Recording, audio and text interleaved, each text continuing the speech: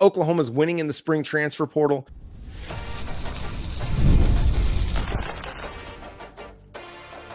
You are Locked On Sooners, your daily podcast on the Oklahoma Sooners. Part of the Locked On Podcast Network, your team every day. Thanks again for making Locked On Sooners your first listen every single day. Shout out to all the everydayers out there. Tune in and subscribe to the show wherever you get your podcast. Who do you think is going to have the better season, Oklahoma or Texas in 2025? Let us know in the comment section over on YouTube. If you're not in the comments, that's a great place to be. Interact with other Oklahoma fans.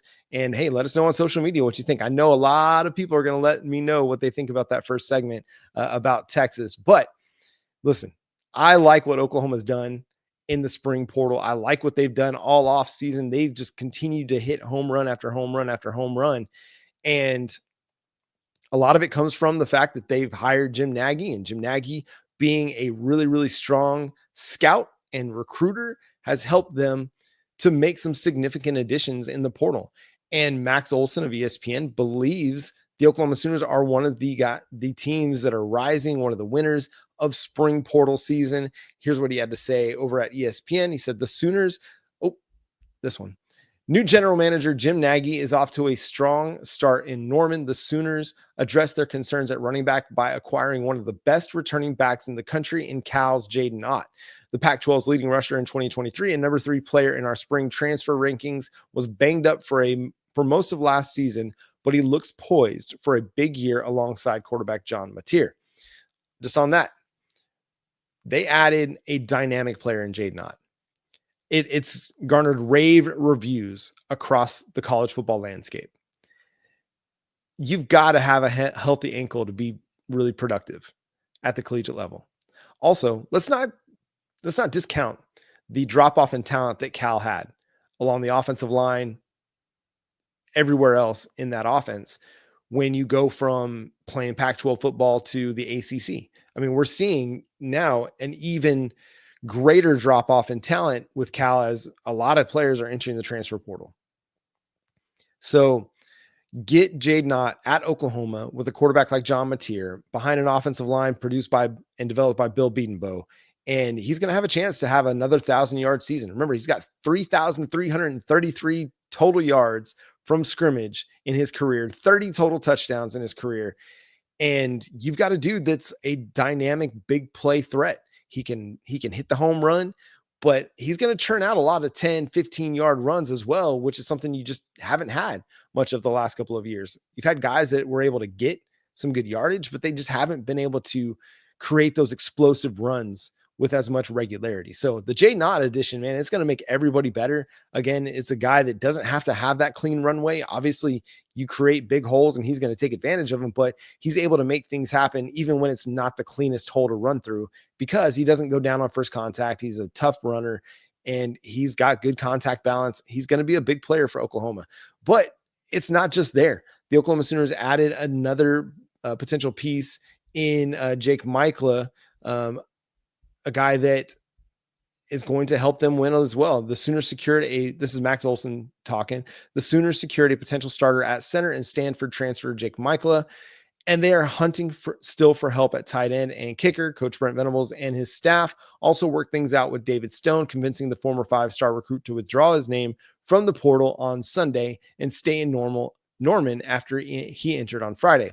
While new pickups get more attention, talent retention and preventing unexpected departures is still the name of the game during the spring portal window. And Oklahoma's done a great job at that, both in the spring portal window and the winter portal window, retaining their guys, getting guys to come back to college for another year, whether it's guys like R. Mason Thomas or Kip Lewis or Robert Spears Jennings, getting those guys to come back for one more season to, one, continue to season themselves, but two, they'll get a little bit of an NIL pay bump. They'll get a little bit of an NFL draft pay bump or selection bump next year after another strong year of college football production. But Oklahoma's done a great job with the retention piece. On the David Stone part, you couldn't let this guy walk away. Teams were going to be lining up at the door to try and pry him away from Norman. And whatever happened to cause him to go into the portal, whatever happened to get him to stay, it's huge. And it shows like Oklahoma's willing to play the game a little bit. They're willing to do what they got to do to make sure a guy's willing to stay, especially a guy of that caliber.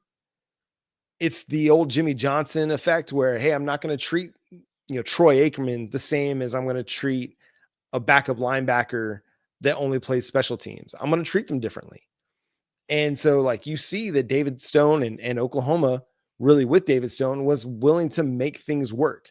They were willing to try and figure out a way to make it work out to where David Stone could stay. Will they do that for every player? No. But they will do that for guys that they project to be stars. And David Stone is certainly going to be a star for this team. It might happen in 2025. I think he's going to have a big year. He's going to have 3 or 4 sacks. He's going to have, close to double-digit tackles for loss. That's part of Oklahoma's rotation as he continues to ascend and make himself better and make himself a more significant piece of the defense. The addition of Jake Maikkula, again, it's garnered really strong reviews from, guys like Gabe Eichert, who really knows a lot about offensive line play. He likes what he sees on tape. Go check out their Into the Weeds or In the Weeds show over on YouTube at the Oklahoma Breakdown. But that's a guy that can come in and push Troy Everett for the starting job immediately. And if he doesn't win it initially, could win it throughout the season. And he's going to be your starting center for 2026.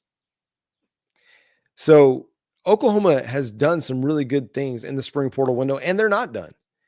And the wide receivers that they're pursuing, okay, maybe you're looking at guys like, Keelan Marion from BYU, another dude that everybody wants, right?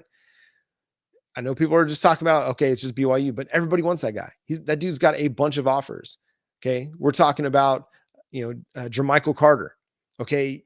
He's coming from McNeese State. All right. Well, really strong programs, Utah, West Virginia, Baylor, they want this kid too. So as much as people want to try to roast what Oklahoma's doing in the transfer portal, they're seeing talent and they're finding talent. They're unearthing talent.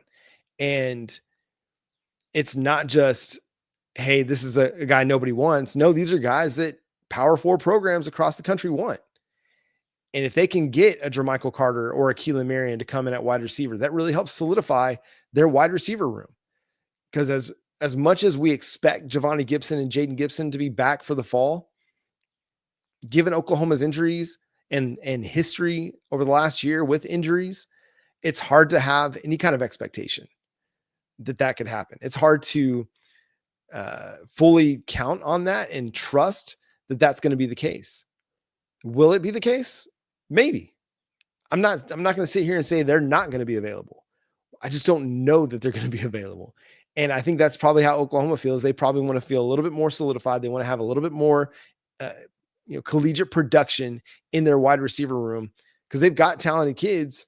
They're just young and inexperienced in Zion Kearney and Ivan Carrion and Zion Reagans and and Elijah Thomas and Emmanuel Choice. If those guys are ready to break out, by all means, let them break out.